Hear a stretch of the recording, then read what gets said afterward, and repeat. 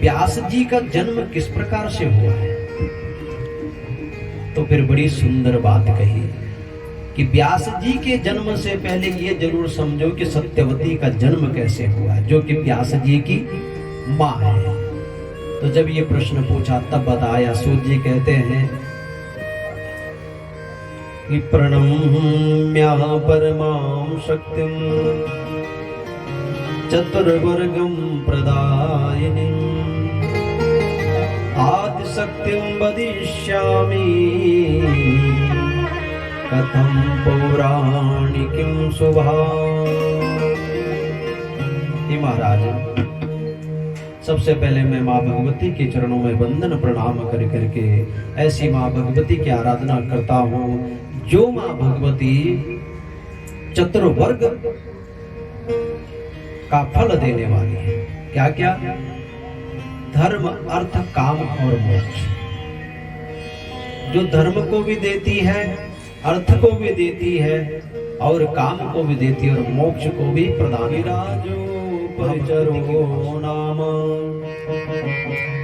धार्मिका सत्य संग्रह चेदि देशपति श्रीमान बभूवादिज पूजकः। एक उपरिचर नाम के राजा हुए जो चीन देश की राजा, और इसी राजा में इसी में आगे शिशुपाल का भी जन्म हुआ है। तो ये राजा भगवान के बड़े उपासक थे, ब्राह्मणों के बड़े भक्त थे। तो इनको एक स्फटिक का विमान दिया था। विमान कहते हैं हवाई जहाज को। तो जब इस विमान को देवताओं ने दिया प्रसन्न होकर के, तो ये राजा कभी जल में, कभी थल में, कभी गगन में खूब घुमा करते थे। तो इनका नाम फिर पड़ गया उपरिचर, यानी जो ऊपर चढ़ते रहते, चलते रहते, इसलिए इनका नाम उपरिचर पड़ गया। और इनकी पत्नी का नाम था गिरिका। दोनों के भगवान की कृपा से 5 संतानें हुई। और जब 5 संतानें हुई तो जब बड़े हो गए पांचों के पांचों, तो राजा ने अलग अलग दिशाओं का स्वामी बना करके किसी को कहीं का राजा बना दिया, किसी को कहीं का बना दिया। एक दिन की बात, एक समय जो इनकी पत्नी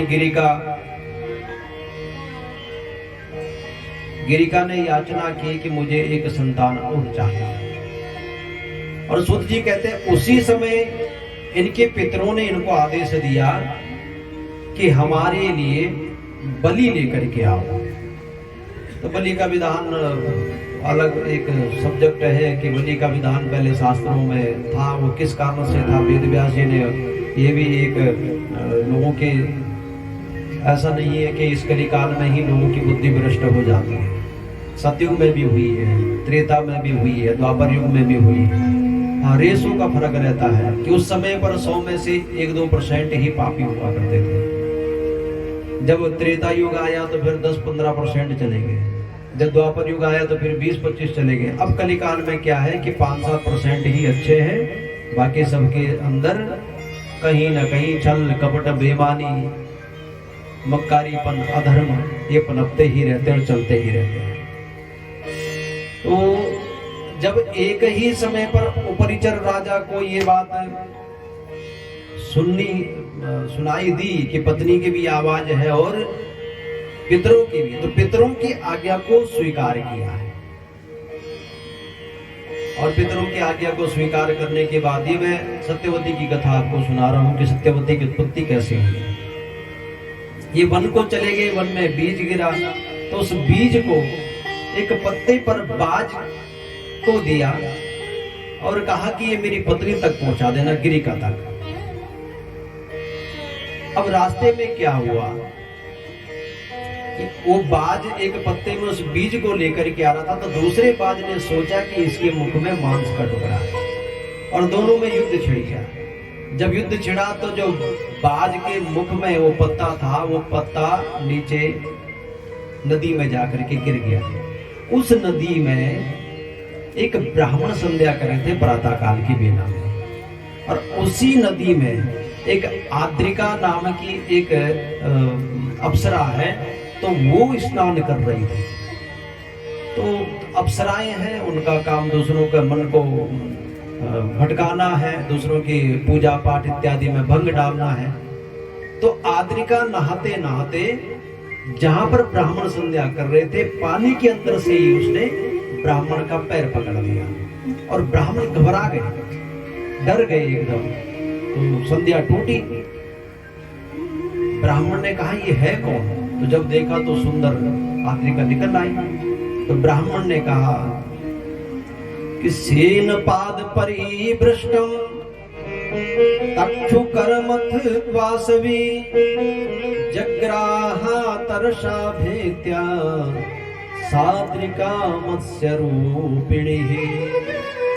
श्राप दिया उस आद्रिका को कि मैं तुम्हें श्राप देता हूं, तुमने मेरी संध्या को भंग किया है, मेरे धर्म कर्म को गिराने की कोशिश की है, जाओ इसी नदी के अंदर तुम मछली बन जाओ। वो बहुत घबराई, बोले मेरे से अपराध हो गया, मुझे नहीं पता कि अलग अलग प्रकार के व्यक्ति होते हैं, किसी को मजाक करो तो बहुत सारी मजाक में ले लेते हैं, चलो कोई बात नहीं। अच्छा, कोई ऐसे होते हैं कि वो बड़े खतरनाक लड़ पड़ते हैं, तेरी हिम्मत कैसे होगी मेरे साथ ऐसे बात करने की। अपना अपना स्वभाव होता है। अब कोई हास्य कलाकार आए और किसी के ऊपर कटाक्ष करना शुरू कर दे, हास्य कलाकार, आजकल के हास्य कलाकारों का काम ही यही है। अगर बीच में किसी का मजाक उड़ा दिया तो बहुत सारे तो हंस के टाल लेंगे, चलो मजाक ही कर रहा है, और बहुत सारे लड़ने के लिए तैयार हो जाए, तो मेरे बारे में कैसे बोल दिया, मैं ही मिला था क्या? तो उस आद्रिका में समझ गई कि मैंने गलत ब्राह्मण से पंगा ले लिया, तो चरणों में गिर पड़ी, मेरे से अपराध हो गया, मैंने आपकी संध्या का विच्छेद किया, इस श्राप से मुझे मुक्ति दिलाओ। तो ब्राह्मण ने कहा था कि जब मछली के रूप में तुम्हें 2 संतान प्राप्ति हो जाएगी, जिस दिन वो संतान प्राप्त होगी उसी दिन ही तुम्हारी मृत्यु हो करके और इस मछली के शरीर से मुक्त हो जाओगे। ये सारी की सारी कथाएं महाभारत को जोड़ती है और उस पूरे ययाति वंश को आगे चलाती है। और हमें देखिए संदेह दरअसल में है क्या कि बहुत सारे जो थोड़ा पढ़े लिखे वर्ग के लोग हैं वो संदेह करते हैं, तो वो अज्जल गगरी छलकत जाए, पूरा ग्रंथ कभी पढ़ते नहीं है, ऐसी ही कथा सुनी, चलो उसी पे ही दुनिया भर के तर्क कुतर्क शुरू कर दिए। और कुछ तो ऐसे होते, ठीक है कथा हो रही है सुन ले, पल्ले पड़ेगी कुछ, ठीक है जी तो जयराम जी की, हमें क्या लेना देना कौन सी मछली कहाँ पैदा हुई कैसे हुई, कथा सुन ली हो गया काम। आद्रिका तुरंत मछली बन गई और जो बाज के मुख से वो बीज छूटा था वो आद्रिका ने निगल लिया और उस बीज के प्रभाव से वो गर्भवती हो गई। उस समय के पश्चात एक मछुआरा आया और इतनी भारी भरकम मछली उसके जाल में फंस गई। अब तो चमचागिरी हर समय पहले से भी चली आ रही है, तो राजा को प्रसन्न करने के लिए, राजा भी कौन है, उपरिचर ही, तो राजा उपरिचर को प्रसन्न करने के लिए मछली राज रसोई में भेज दी। और जब राज रसोई में भेजी तो उसको फाड़ के देखा, उसमें से 2 बच्चे निकल आए, एक लड़की और एक लड़का। उपरिचर बड़े प्रसन्न हुए, बड़े भगवान की कृपा, मछली के अंदर से बच्चे निकल आए, तो मछली का तो राम नाम सत्य हो गया और मछली तर गई। उस लड़के को तो राजा ने पाला और वो राजा मत्स्य नाम से प्रसिद्ध हुआ, बड़ा पराक्रमी हुआ। लेकिन जो कन्या पैदा हुई थी वो कन्या उस मछुआरे को ही दे दी जो मछुआरा पकड़ करके लेके गया था, और उस मछली का नाम हो गया उस लड़की का, क्योंकि मछली के पेट से पैदा हुई तो मत्स्योदरी नाम पड़ गया, मत्स्य उदर से पैदा हुई इसलिए नाम पड़ गया मत्स्योदरी। और उस मछुआरे ने, निषाद कहते हैं उनको, तो उसने पाला पोसा बड़ा किया, धीरे धीरे वो कन्या बड़ी हो गई। तो ये कन्या कौन है?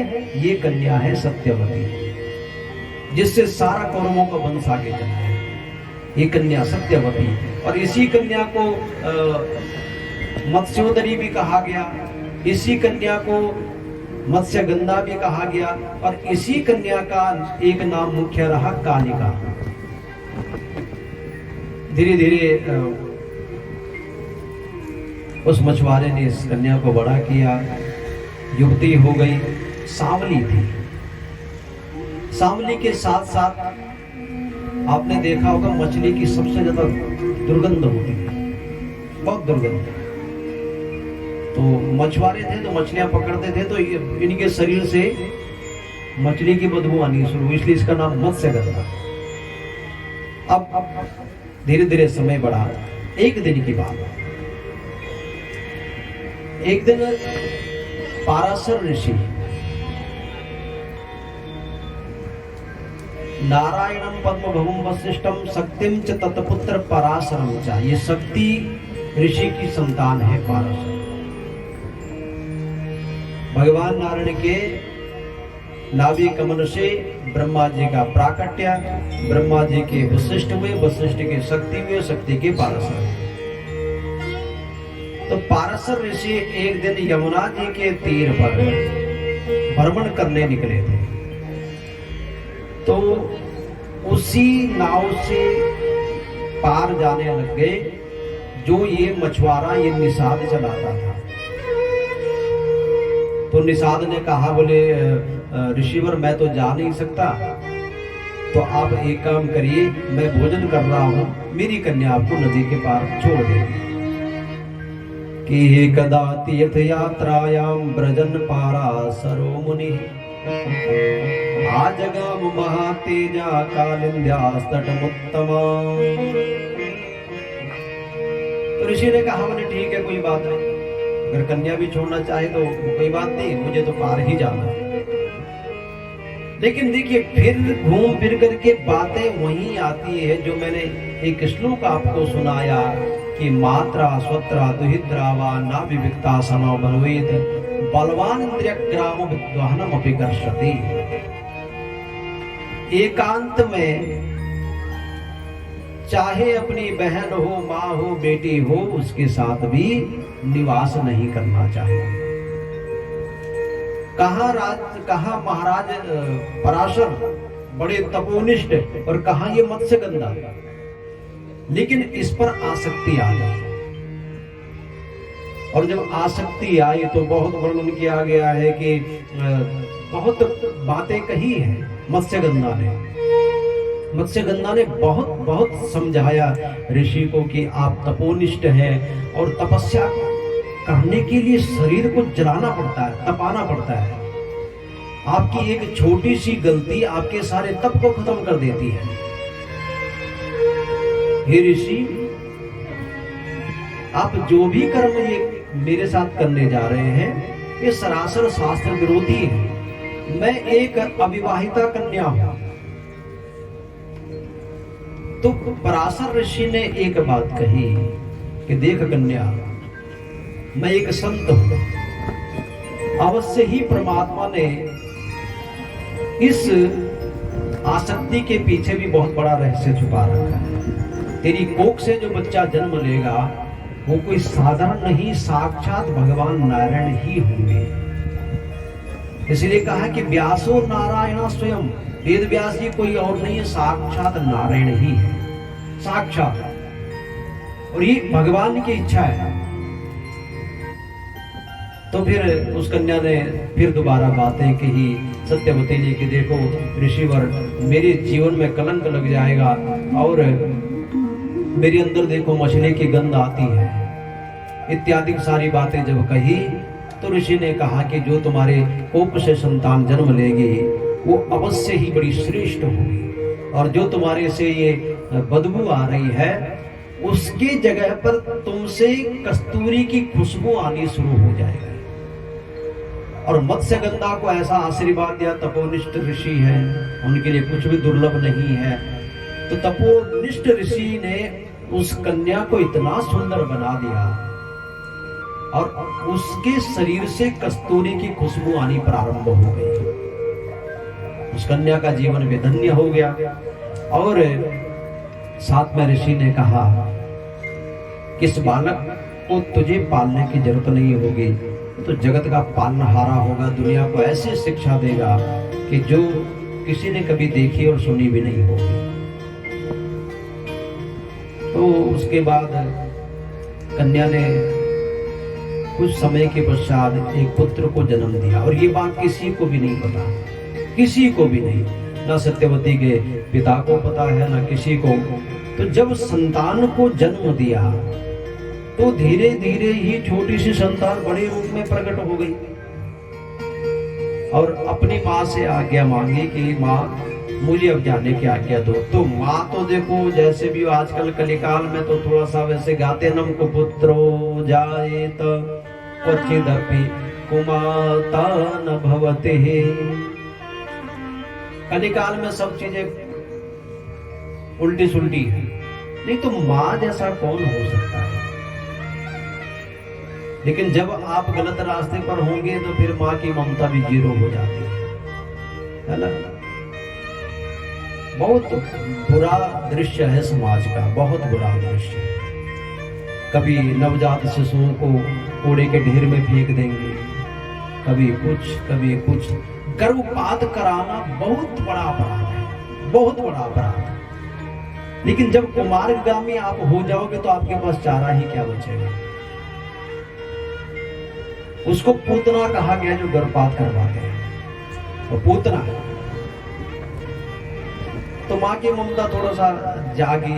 माँ ने कहा अब चाहे लोग मुझे गाली दें, जो भी कहें, लेकिन मैं तुम्हें नहीं छोड़ने वाली, तुम मेरे साथ ही रहो।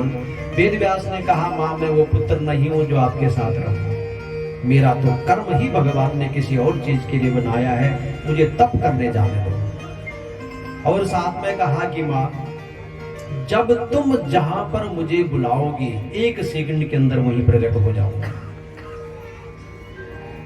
वेद व्यास जी को कहा गया कि वेद विस्तार करणः द्रिव्यासा नामा भवन्तु मुनिः। जिन्होंने वेदों का विस्तार किया इसलिए उनका नाम वेद व्यास बन गया। विस्तार करा तो इसलिए नाम व्यास हो गया, विस्तारीकरण के कारण। इधर समय धीरे धीरे आगे चला, कहा ये तो ठीक रहा।